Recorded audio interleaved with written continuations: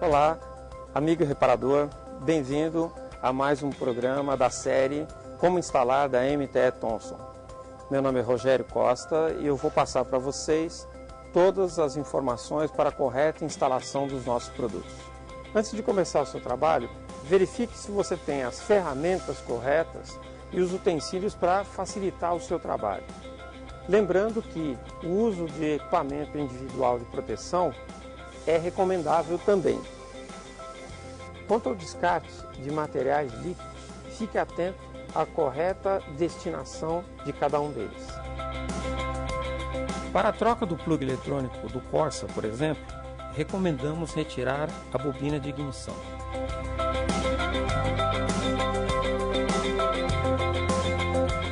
Solte o conector do plug eletrônico. Note que no sensor novo já vem o anel de vedação. Solte com a chave de 19 mm, girando no sentido anti-horário o plug eletrônico usado. Coloque o plug eletrônico novo no menor tempo possível para não se perder muito líquido do sistema. Rosqueie com a mão o novo plug e o aperte com a chave de 19 mm. O torque de 20 Nm. Recoloque a bobina de ignição em seu lugar. Esperamos ter ajudado com essas informações. Acompanhem sempre os nossos capítulos da série Como Instalar. Qualquer dúvida ou sugestão, entre em contato conosco. Até a próxima.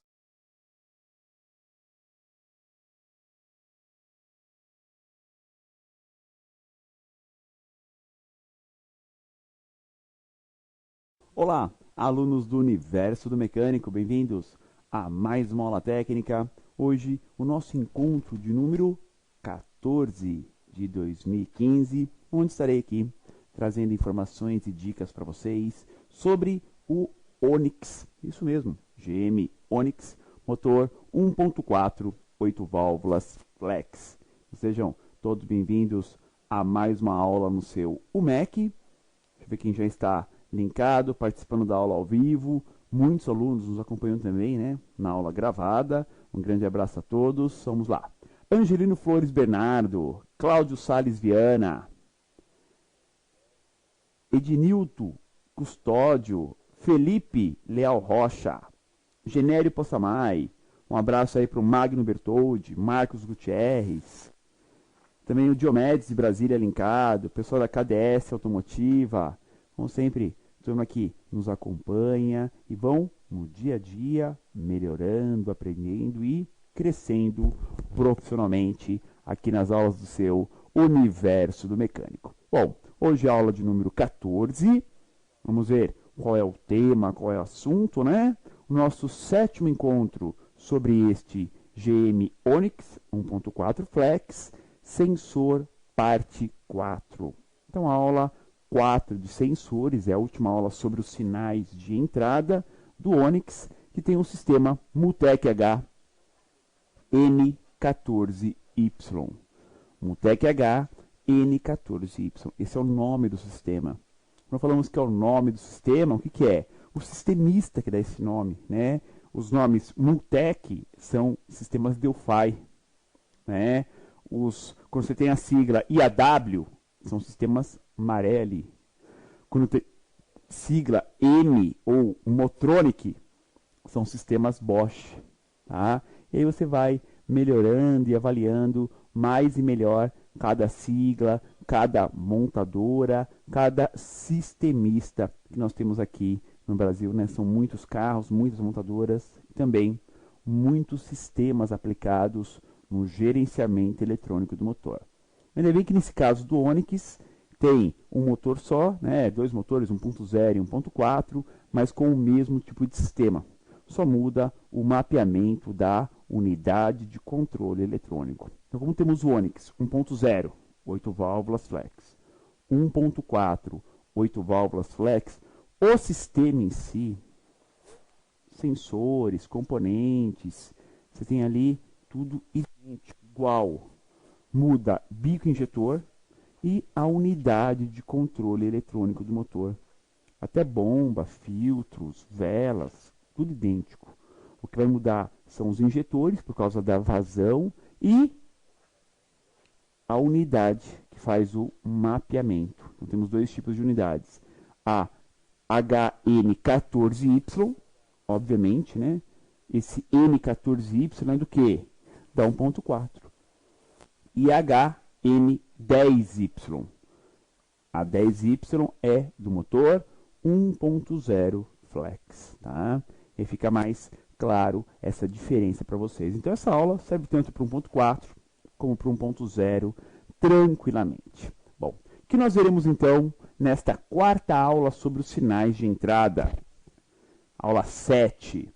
Veremos sensor de fase, sensor de rotação do motor e alguns detalhes, né, que são sinais de entrada, mas não são sensores. Vamos falar dos interruptores que temos no veículo, né? Primeiro, fase e rotação. Dois sinais que se completam, né? Claro, sempre quando falamos do sensor de rotação, é um sinal primordial para o funcionamento do sistema, primordial mesmo, né? O rotação é sinal fundamental para todo o funcionamento do sistema. O fase já é um sinal complementar. E os interruptores são o que também? Sinais complementares. Gravem sempre isso. Quando falamos em sensores, eles têm uma variação de sinal. Quando falamos de interruptores, eles só têm duas posições. Ou está aberto ou fechado o circuito. É um on-off, né? Interruptor é um on-off. Nós chamamos assim, porque só tem duas posições. Ou está ligado ou está desligado. É simples. Quando você desliga e liga aí o computador, né, ou a luz, né, é um interruptor. Ou é ligado ou desligado, tá? Sensor não, ele tem uma variação de acordo com a rotação, a temperatura, a depressão no coletor e por aí vai, tá ok? Bom, aula passada falamos em sensores do Onix, MAP, pedal do acelerador e borboleta aceleradora. Então, três sinais importantes, também sinais complementares, né? Lembrem sempre que nesse caso do Onix, nós temos o MAP e temos o sensor de massa de ar também. Temos o MAF também nesse carro, tá? Falei também sobre o pedal do acelerador, o potenciômetro duplo, temos lá dentro do carro, faz parte, né, do pedal do acelerador do carro, um sinal fundamental para que a ECU controle a borboleta aceleradora. E na borboleta nós temos o quê? Um atuador, que veremos no decorrer das aulas, e dois sinais de resposta da borboleta aceleradora. Então temos o quê? Pedal e borboleta, uma ligação totalmente mapeada pela ECU. Ou seja, o sinal do sensor do pedal vai para a ECU comanda o atuador na borboleta, abrindo-a, e tem um respaldo, tem um retorno dessa abertura através do sensor duplo da borboleta. Então lembrem-se, pedal é fundamental. Claro, sem o sinal do pedal do acelerador, o motor não acelera. Você vai dar na partida, o motor até pega, realmente. Ele pega, mantém a rotação, só que não acelera. Tá? Você perdeu a intenção do condutor, que é o sensor do pedal. E como não tem cabo de acelerador, não tem jeito. Já na borboleta é o contrário, né? A ECU comanda o atuador da borboleta, movimentando o eixo. A borboleta é um retorno, é uma informação para o módulo de qual é a posição angular da borboleta. E aí ela faz a adequação do mapeamento. Então temos o quê? Importantes sinais complementares. Foi o que vimos na aula passada. Introdução para vocês. Para fecharmos as aulas sobre os sinais de entrada do Onix, veremos a importância do sensor de rotação do motor e ainda o sensor de fase e alguns interruptores do sistema. Então vamos ao GM Onix. Boa aula a todos vocês, participem, enviem perguntas, dúvidas, tá? Tem bastante gente na aula, né? Hoje está um pouco frio, muita gente chegou um pouco atrasado na aula, mas já vai mandando um alô, a pergunta, tá? Aqui na telinha, o GM Onix. Em nossa diagramação, estamos fechando os sinais de entrada. Vou falar sobre todos eles, então. Sinais que entram, são enviados para a ECU Mutec H N14. Sinal de fase, veremos hoje. MAP, rotação em PMS, veremos hoje. Temperatura do motor. Lambdas, temos 2 sensores lambdas. Detonação. MAF com temperatura do ar, pedal, borboleta e interruptores. Então, esses são todos os sinais que são enviados para esse ECU. E a aula de hoje falaremos sobre fase, rotação e interruptores. A ECU, com todas essas informações, ela é ágil, ela é rápida. Processa as informações para comandar quem? Todos esses atuadores. Ar-condicionado, eletroinjetores, corpo eletrônico, ignição, canister, eletroventilador, bomba elétrica de combustível e o sistema de partida frio. Imobilizador e conector de diagnose e até a própria bomba elétrica, né? Os itens que estão com asterisco nós já falamos aqui em aulas anteriores. Detalhes, então. Como sempre temos base, né? O sinal de rotação do motor. Temos neste sensor Hall a importância que a ECU faz a contagem das rotações e do PMS do eixo virabrequim. E assim faz a adequação no mapeamento do Onix. Bom, estou dizendo de cara, né? O sensor Hall, né, é um sensor de 3 fios, sensor do tipo Hall e é o principal sinal que a ECU recebe. Sinal do sensor de rotação do motor, porque ele informa a rotação para a ECU. Não é bem assim. Ele vai dando sinais para a ECU. A cada dente da roda dentada ele vai emitir um sinal. E a ECU faz essa contagem. Ou seja, tantos sinais em tanto tempo, o motor está com tanta rotação. Então, o sensor não dá o sinal de rotação para o módulo. O módulo aqui é ágil, faz a contagem. Assim como a determinação do PMS. O ponto morto superior é determinado como? Com a contagem dos dentes. Então, na roda dentada, que vai aí gerar, né, o sinal elétrico no sensor, faltam 2 dentes, justamente para sincronismo.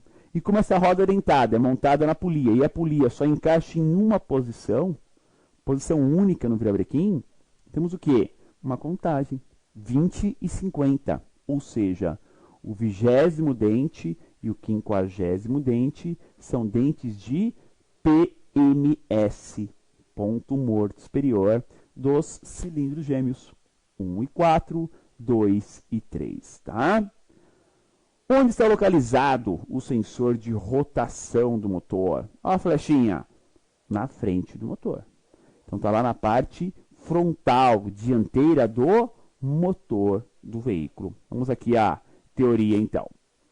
Temos o sensor de rotação fixo diretamente na parte frontal do motor, onde temos a variação e movimentação do eixo, e a roda dentada está fixa junto da polia dianteira, e assim teremos a variação do sinal.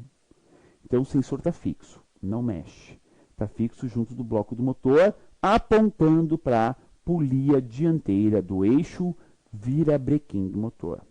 Na polia nós temos ao redor dela a roda dentada, fixa os dentes, não move, não tem como montar errado.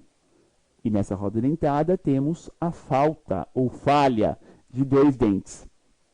Obviamente, se está fixo ao virabrequim, a polia e a roda dentada vão girar junto com o motor. E aí vai excitar, vai fazer gerar um sinal elétrico no sensor. E a ECU faz a contagem disso tudo, ok? Aqui, o slide da foto do Onix 1.4 e vamos a ele, né?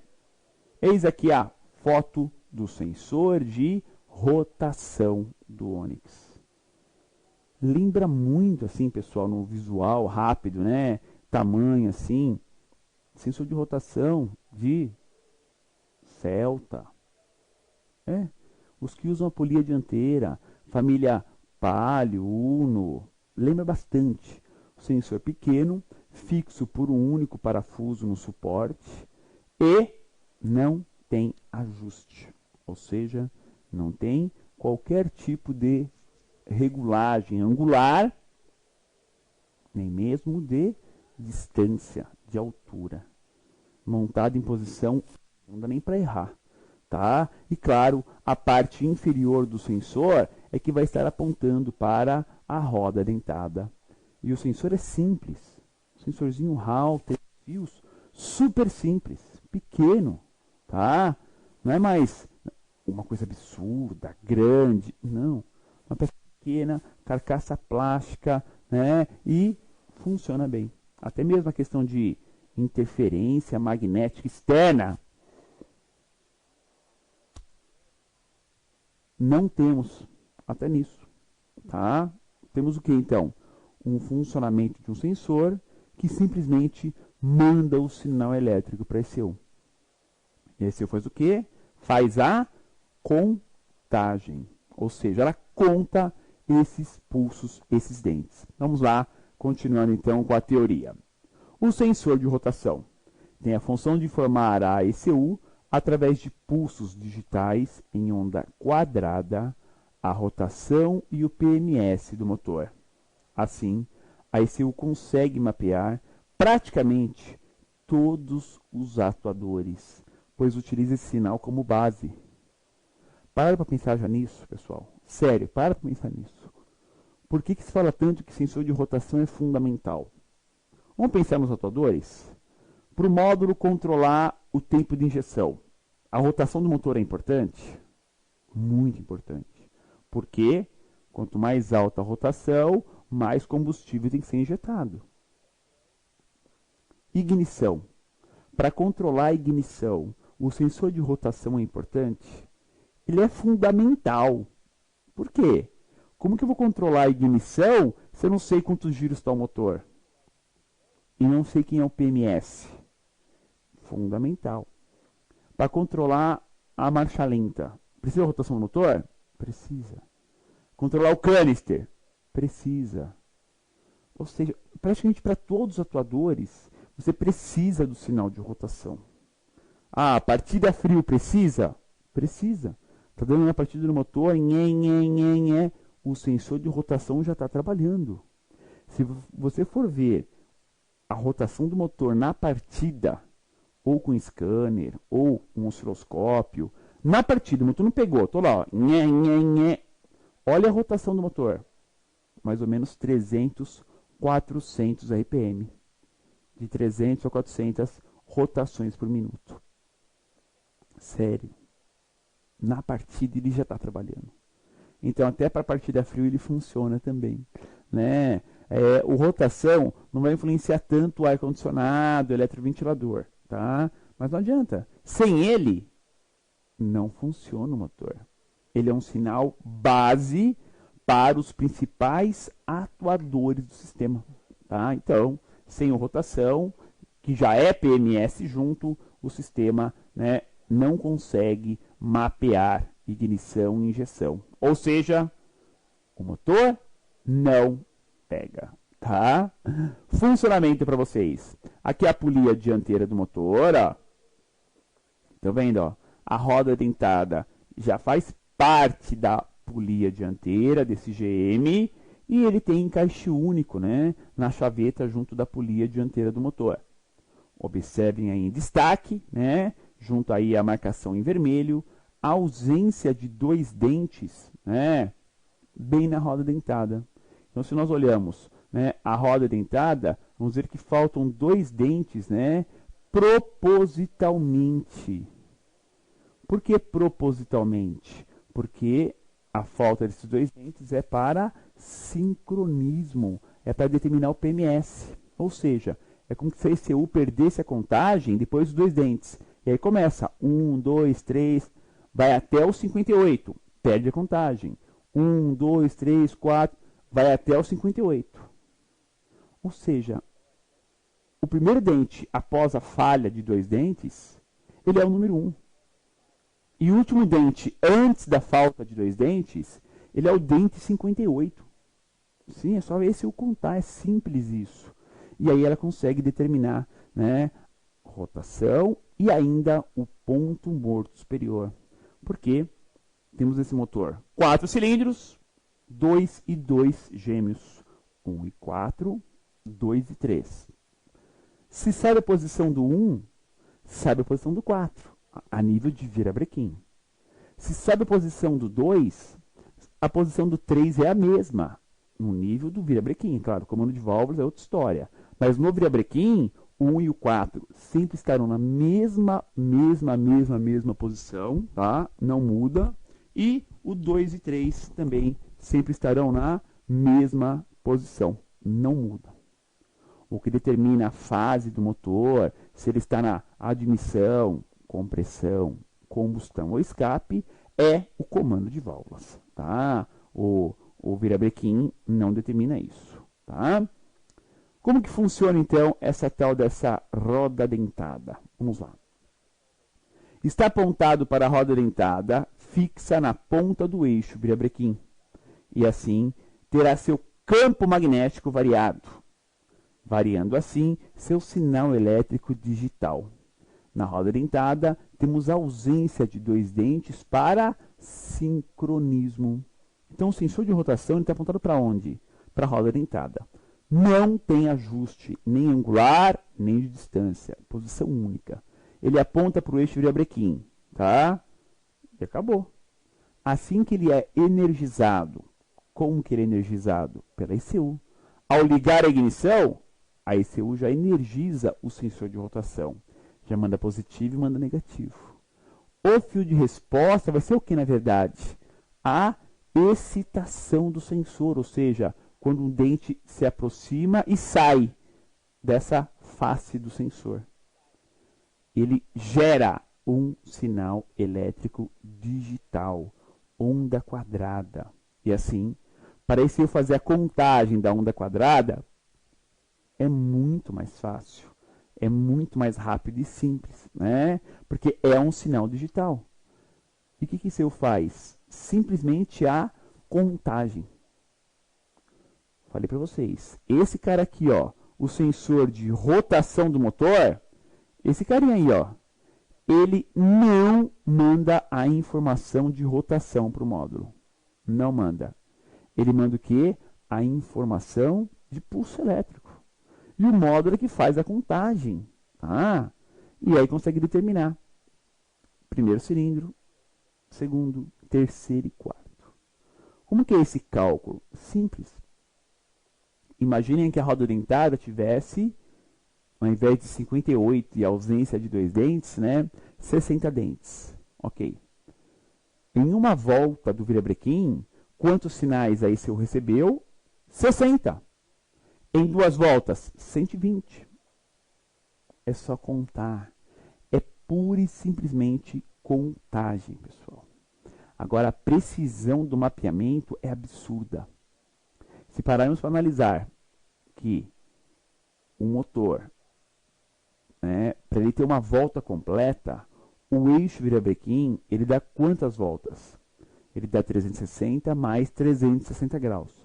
Ele dá duas voltas, ele dá 720 graus. Ou seja, 360, 360. Se você pegar uma volta inteira, 360, dividir por número de dentes, 60 dentes, temos um sinal a cada 6 graus. Olha isso. 360 graus, que é uma volta inteira, não é isso? Ó? Meia volta, meia melancia, equivale ao quê? 180 graus. Melancia inteira, 360 graus. Se nós temos né, 60 dentes, né, arredondando, né, para ficar mais fácil, teremos o quê? Um sinal elétrico a cada 6 graus. Olha o tamanho da precisão disso, pessoal. Você pega um carro aí que tem distribuidor, um carro 4 cilindros, pega um carro com ignição eletrônica, ou mesmo um injetado com sistema HAL, ou um carro com platinado 4 cilindros. Lá nós temos o quê? Um sinal a cada 90 graus de giro. 360 graus, divide por 4 dentes, 4 orifícios ou 4 ressaltos no distribuidor, dá quanto? 360 por 4, 90 graus. É mais preciso? Olha isso. Então, sistemas antigos, você tem um sinal elétrico a cada 90 graus de giro. Aqui é um sinal elétrico a cada 6 graus de giro.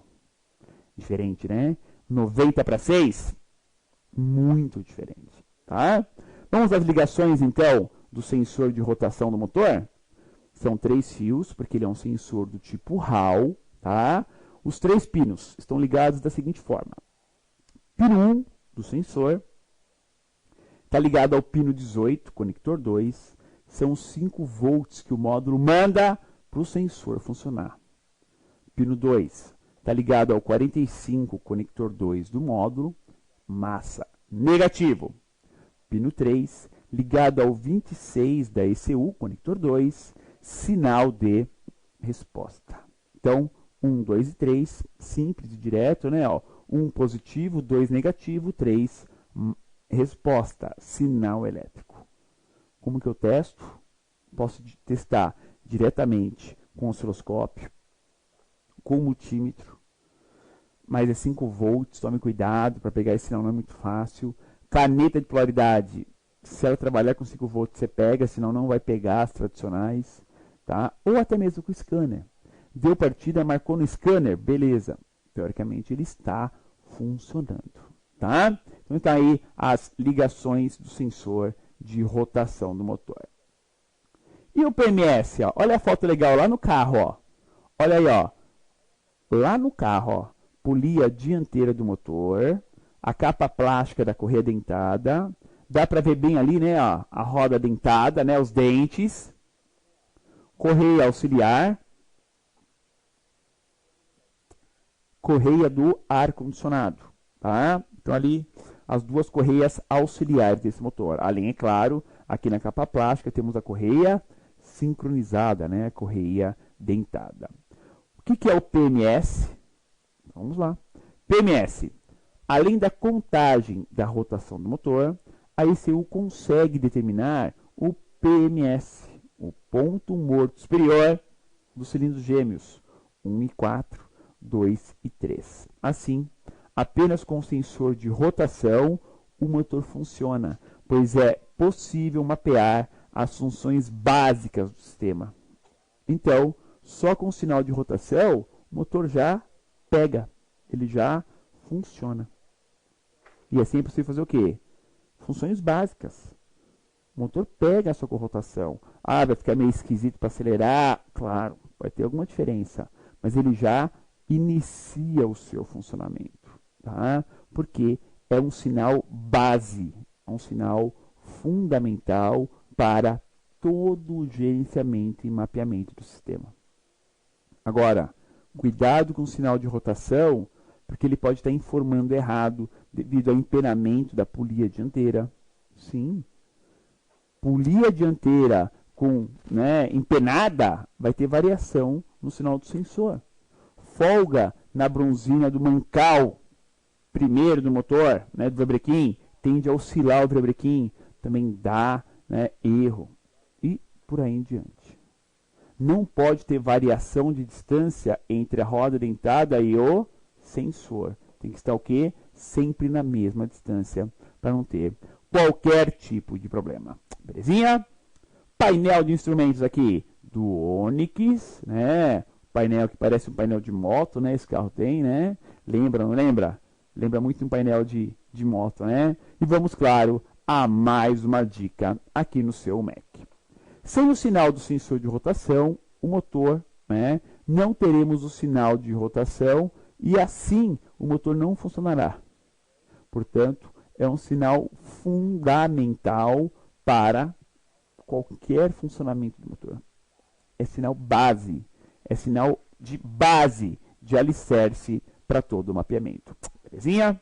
Vamos ao intervalo de aula e volto na sequência com mais dicas sobre o Onix aqui no seu UMEC.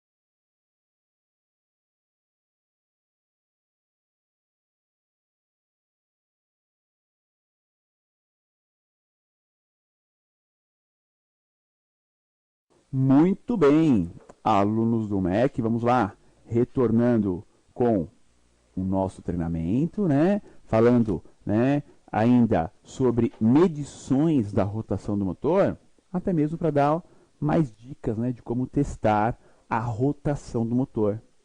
Observem que pus aí na tela de vocês, ué, o painel de instrumentos, né? O painel do Onix, né?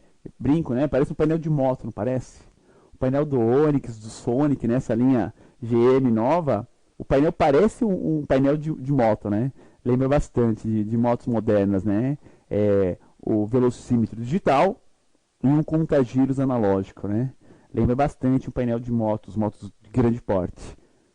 Fiz o que aí? Um círculo ao redor do contagiros do motor. Por que isso? Para falar justamente das medições da rotação do motor. Aliás, a informação para esse painel aí marcar a rotação do motor vem de onde? Da ECU da injeção.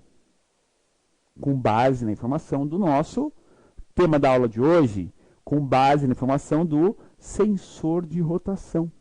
Sim, não tem um outro sensor que capta a rotação no motor. Não, é o sensor de rotação da injeção mesmo, manda os pulsos para a ECU e a ECU faz a contagem, transformando esse pulso em valor de RPM. E manda via rede, né, rede CAN, para o painel de instrumentos marcar a rotação do motor. E por falar nisso, dá para medir o quê? Na partida, eu já consigo testar se o sensor de rotação está ou não funcionando. Vamos ver? Ó, como temos um sensor Hall, só que é 5 volts, na sua medição podemos utilizar o osciloscópio, ou ainda uma caneta de polaridade de 5 volts. Assim é possível visualizar os sinais do sensor. Bom, então primeiro, não é comum achar canetinha de polaridade de 5 volts, mas existe, tá? Existe no mercado, tá? Ajuda bastante. O osciloscópio.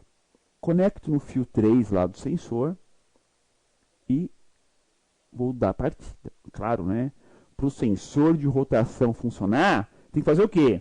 Tenho que literalmente dar partida. Não tem jeito, né? E aí, dou na partida e faço análise. Ou com a caneta de polaridade ou com o osciloscópio. Tem o sinal? Tem a resposta? Legal. Beleza. Está funcionando. Eu não tenho a resposta. Eu parto para onde? Vou trocar o sensor? Não, calma. Não é porque não tem a resposta que vai trocar o sensor. Primeiro, ver os outros 2 fios.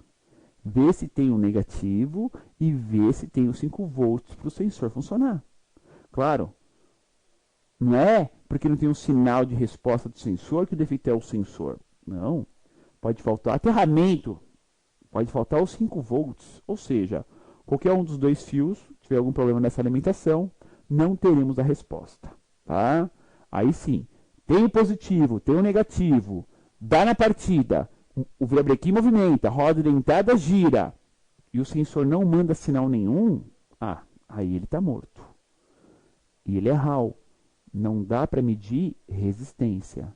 Quando ele é indutivo, eu consigo medir resistência elétrica. Como ele é RAW, não consigo, tá? Bom, vamos então para o outro sensor desta nossa aula, o sensor de fase do motor. Obviamente, se um é rotação, né, está no eixo virabrequim, o fase vai estar aonde? No outro eixo, no comando de válvulas. É um motor 8 válvulas, comando simples, né, é um comando único, tá? E o sensor de fase está ali na parte traseira do cabeçote do motor. Ele vai captar o sinal de quem? Do comando de válvulas. Para quê? Para cruzar as informações rotação e PMS com a fase do motor. Ou seja, eu vou saber, além da rotação e a fase, né, o PMS, vou saber qual momento está cada um dos 4 cilindros. Qual momento? Se nós temos os 4 tempos do motor, né, os 4 momentos do motor: admissão, compressão, combustão, escapamento. Temos as 4 fases bem distintas no motor. Temos o quê? No motor de 4 cilindros fica mais bonito, né? São 4 cilindros, então um sempre está na admissão, um dos 4 sempre está na compressão, um está na combustão, um está no escape. Podem ver. O motor de 4 cilindros é bonito por causa disso, né? Você tem o quê? 4 fases, 4 cilindros, né? Cada um está num momento, tá? Pode ver. Se o primeiro está, né, na admissão, o terceiro está comprimindo, né? O quarto está, né? Você tem o primeiro na admissão, o terceiro comprimindo, o quarto, né? Ele já está descendo, ou seja, já teve a combustão, e o segundo está subindo, está empurrando os gases. Vai seguir a ordem 1, 3, 4, 2. E o sensor de fase ajuda a determinar isso. Ajuda a ECU a saber exatamente o que cada cilindro do motor está tendo de tempo. E aí faz o quê? Consegue mapear a injeção de forma sequencial e um controle da ignição. Não são 4 bobinas desse motor? Olha aí na tela. Quantas bobinas nós temos? 4 bobinas? Consegue controlar individualmente, bobina por bobina. Ou seja, cada cilindro vai ter a sua melhor ignição, mais próxima do ideal, é mais particular desse jeito, tá? Vamos lá, a teoria do fase. É um outro sensor, só que agora no outro eixo do motor. Assim temos no comando de válvulas o sensor de fase, que emite até 4 sinais, tá? Mas com tamanhos diferentes para identificação da fase do motor. Então ele não é sensor de fase de dente único, só o dente para indicar a admissão do primeiro cilindro ou do quarto cilindro, como acontece com alguns motores. Não, ele tem 4 janelas, só que com um tamanho diferente, para identificar quem é quem. Tá? Então ele emite um sinal elétrico por volta do comando.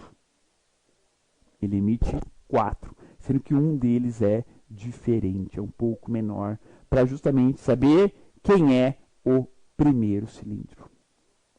O sensor de fase, então, é uma peça bem simples. É um outro sensor RAW, então também é um sensor digital, manda um sinal elétrico em onda quadrada, né? É positivo e negativo, variação de 0 a 5 volts, e aí o módulo faz tanto a contagem de fase como de rotação, mas principalmente cruza essas informações.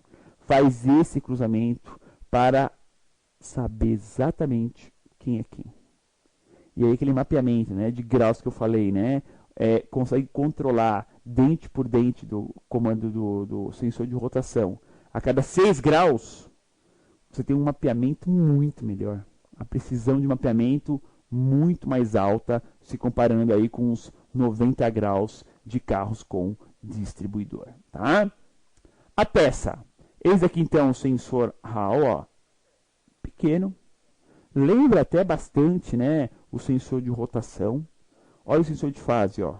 Ele lembra de rotação. Só o conector que é um pouco diferente, né? O sensor de rotação, o conector é para cima. O sensor de fase, o conector elétrico é para a lateral. Mesma coisa, ó. Sensorzinho, Hall, bem pequeno. Temos parafuso único de fixação, um anel O-ring de vedação, que ele vai ali, né, na tampa superior do motor, né, próximo ali ao comando de válvulas, e um conector elétrico de 3 fios. Não tem ajuste, não tem regulagem, não regula a distância, altura, nada. Desparafusou, tirou o sensor, limpou ali o alojamento, coloca novamente e pronto. Não ajusta nada, tá? Ele é fixo e montado em posição única. Vamos lá, a teoria deste sensor. Também recebe 5 volts e aterramento da ECU. Então, igual, o módulo manda tanto positivo quanto negativo para o sensor funcionar. Isso a resposta no terceiro pino. Então, o pino 3 é o sinal de resposta que vai para o módulo. Assim, temos pulsos e a ECU junto do sinal de rotação determina, além da rotação PMS, a fase do motor. Então fica muito mais claro e muito mais preciso todo o mapeamento. E de novo, pessoal, o sensor manda o quê? Um sinal elétrico. É a ECU que faz a contagem e determina quem é quem. Quem é quem, para justamente poder ter o quê? O controle de fase do sistema. Veja aqui, mais uma foto dele, né? Ó, o sensor de fase. Vai aonde, ó? No castelo. Na tampa do castelo, a tampa superior do cabeçote. Não temos o castelo na linha GM? O Onix usa o castelo também. Temos o cabeçote, acima do cabeçote, temos esse castelo, essa carcaça em alumínio, que é o alojamento do comando de válvulas. Podem ver. E não usa bronzina, né? É direto em cima, né? Não usa bronzina, não usa nada, não tem nenhum ajuste, né? Nada. Só comando de válvulas e castelo, tá? E como o comando de válvulas tem essas janelas, temos a fixação do sensor e a oscilação do campo magnético dele. E assim, se faz o quê? Se faz justamente a geração de sinal elétrico, que do sensor de fase vai para a ECU. E a ECU faz a contagem e cruza as informações. Tá? Então temos aí as ligações do sensor de fase. Vamos aos fios dele.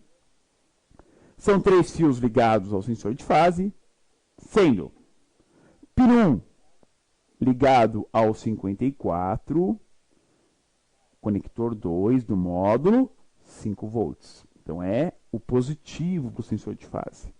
Pino 2 ligado ao 40, conector 2 do módulo, é a massa para o sensor funcionar.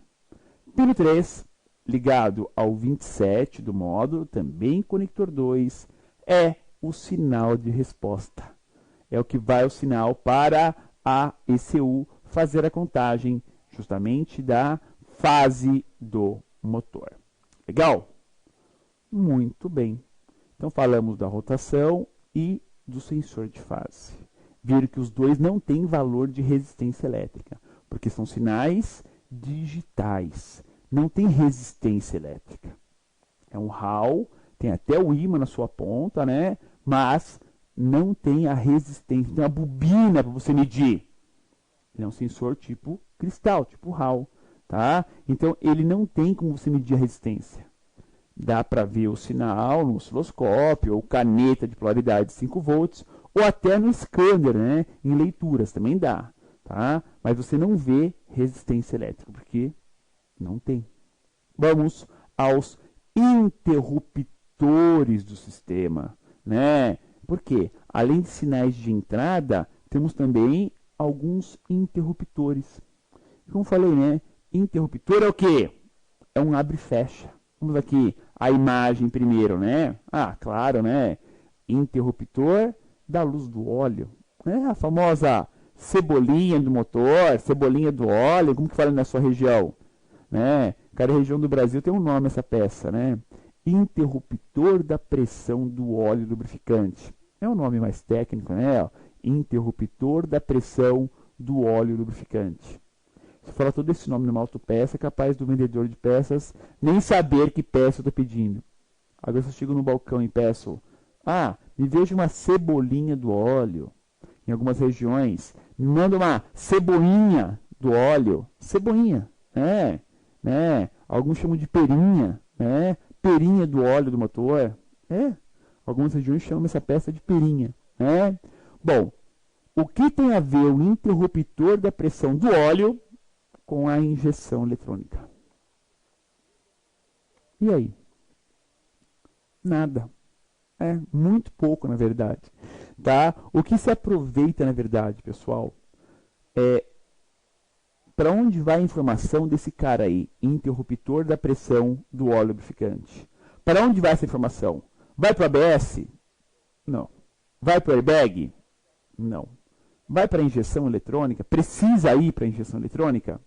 Não. Isso aí é para quê? Para acender ou apagar a luz de pressão do óleo do painel de instrumentos. Correto? Não tem uma outra função para essa peça. É só isso. Só que, imaginem, teria que sair um fio lá do painel, vir pelo chicote principal, chegar no motor, para chegar no interruptor da luz do óleo. Então, para facilitar a distribuição elétrica, se usa o chicote da própria injeção eletrônica. Então, essa informação vai para a injeção eletrônica e a injeção via rede manda o comando para o painel acender ou apagar a luz do interruptor da pressão do óleo do motor. Só para isso. Como é esse hoje, tem que mandar a temperatura da água, rotação do motor, luz da injeção para o painel de instrumentos, mandar isso via rede, um a mais, um a menos, não vai fazer diferença. Então, é uma questão de chicote. Se usa esse interruptor junto da injeção eletrônica. Vamos lá, a teoria. Temos vários interruptores no veículo e ligado diretamente na unidade de comando. Por exemplo, temos o interruptor de pressão de óleo através do pino 24 no conector 2 da ECU. Tá? Temos ainda um interruptor de embreagem. Isso mesmo, o Onix câmbio mecânico, né, transmissão manual, porque nós temos, né, o Onix automático também, tá? A maioria é mecânico, tá? Temos no pedal da embreagem um abre e fecha, um interruptor. Então, temos ainda o interruptor de embreagem ligado ao pino 50, conector 1 da ECU.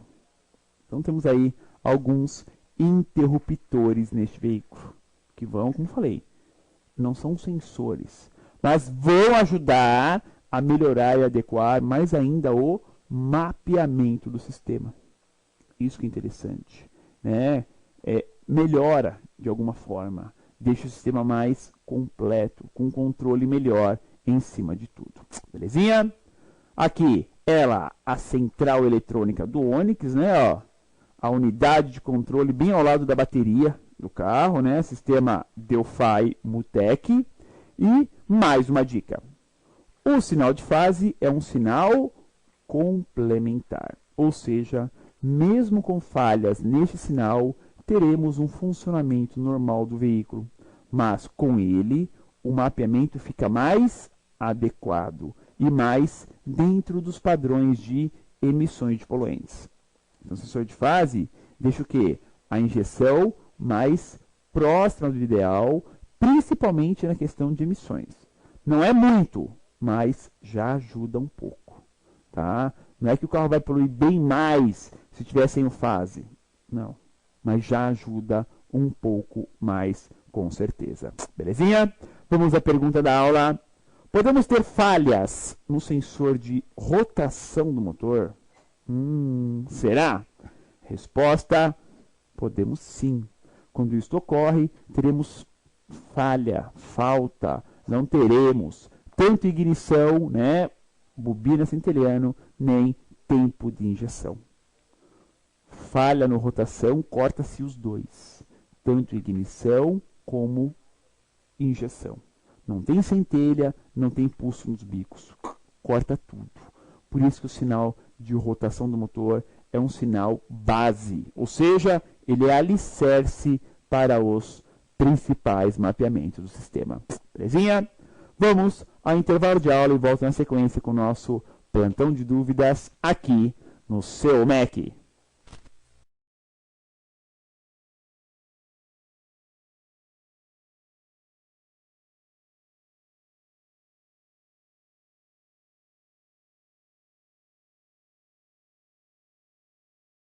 Olá, amigo reparador, bem-vindo a mais um programa da série Como Instalar da MTE Thomson. Meu nome é Rogério Costa e eu vou passar para vocês todas as informações para a correta instalação dos nossos produtos. Antes de começar o seu trabalho, verifique se você tem as ferramentas corretas e os utensílios para facilitar o seu trabalho. Lembrando que o uso de equipamento individual de proteção é recomendável também. Quanto ao descarte de materiais líquidos, fique atento à correta destinação de cada um deles. Coloque em um recipiente água desmineralizada. Coloque em outro recipiente o aditivo concentrado. Verifique a proporção correta no manual do veículo ou utilize a proporção de 50%. Note que a temperatura do aditivo é de 28,8 graus e da água é de 27,6 graus. Misture a água no aditivo. Veja que a mistura dos dois líquidos provocou uma reação química, onde subiu a temperatura para 32,8 graus. Abra o reservatório e coloque o líquido já com a temperatura estabilizada, após aproximadamente 10 minutos de espera.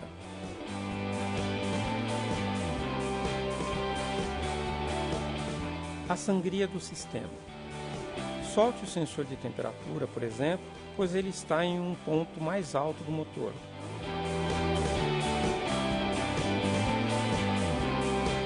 Você vai notar que primeiro vai sair o ar em bolhas.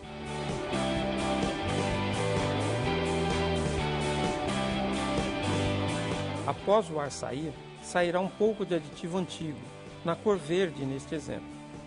Isso comprova a sangria.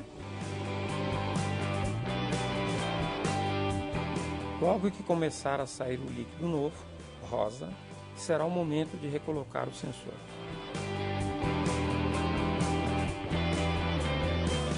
Aperte com a ferramenta adequada, encaixe o conector no sensor, complemente com o líquido já preparado até o nível indicado no reservatório. Pronto, está feita a troca do líquido. Esperamos ter ajudado com essas informações. Acompanhem sempre os nossos capítulos da série Como Instalar. Qualquer dúvida ou sugestão, entre em contato conosco. Até a próxima.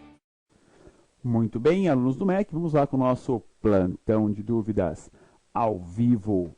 Magno Bertoldi perguntou: olá, Scopino, essa roda dentada do Onix é aquela que pode girar em falso, né, a parte externa em relação ao cubo, né, da polia, onde o centro do virabrequim fica girando ou não?